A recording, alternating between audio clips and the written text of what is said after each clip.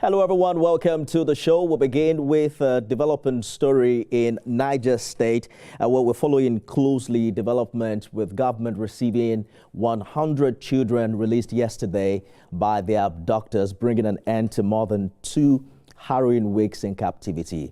Well, these children, whose abduction drew nationwide concern and renewed debate about community security, arrived at the government house in Minna a few hours ago. Authorities say medical teams, counselors and security officials are already on standby to support their immediate recovery and reintegration. Let's get to Minna, where our correspondent Chenemi Bamae is standing by for updates on this development.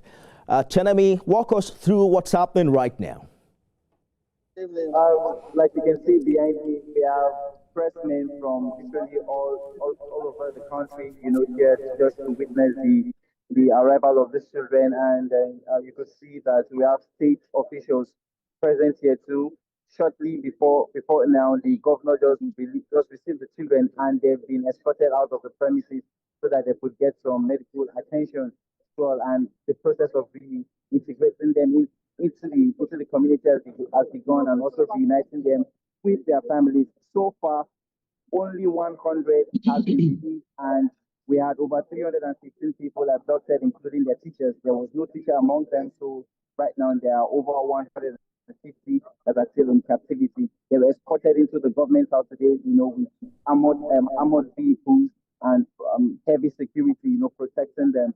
And then we could see that the children too, that at least their clothes have been changed, because from the pictures that we saw last night, they were looking really unkept. But right now they've had some bath, and then they're looking well so far.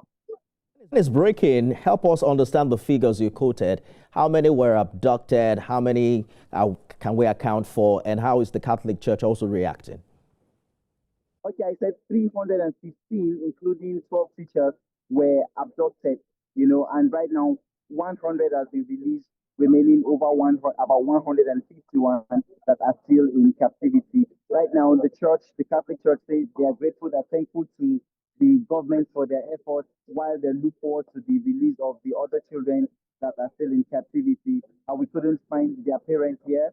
We looked around, but we couldn't find their parents here. But we had officials of the Catholic Church here, to receive them together with the government. So I hope that it is expected rather that as they return, they will be reunited with their families in Agwara. Agwara is actually about 8 to 9 hours drive away from Minna, the state capital.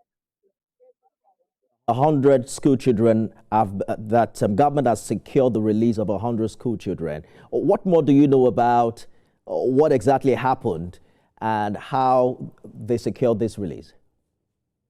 All right, so because it's still an ongoing operation, details has been hidden as much as they could from the media and from the public. The government wouldn't say how they were released and what were the terms upon which they were released. They said so that they don't jeopardize the remaining operation. But the representative of the National Security Advisor that released the children to the government, Wing Commander Abdullahi, said it's actually a joint operation with the Department of State Services and the military that ensured the safe release of these children. We weren't told if any arrest was made or if any form of negotiation was made and what were the terms.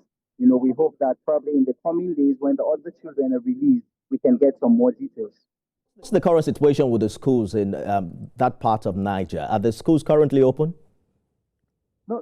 Schools have been closed since then. Keeping with the directive of the governor to shut down every school. Now, it's not just in that part of Niger State. It's in all Niger State. Schools have been shut down since this incident occurred, and the governor has said that schools will not reopen until January. So right now, schools that children are either being homeschooled or schools are giving online classes for their children. So there's no school that is open, no primary or secondary school that is currently open in Niger State. Can you confirm if these school children have met with medical teams? There is need for counseling, a lot of rehabilitation. What's government plan in this regard?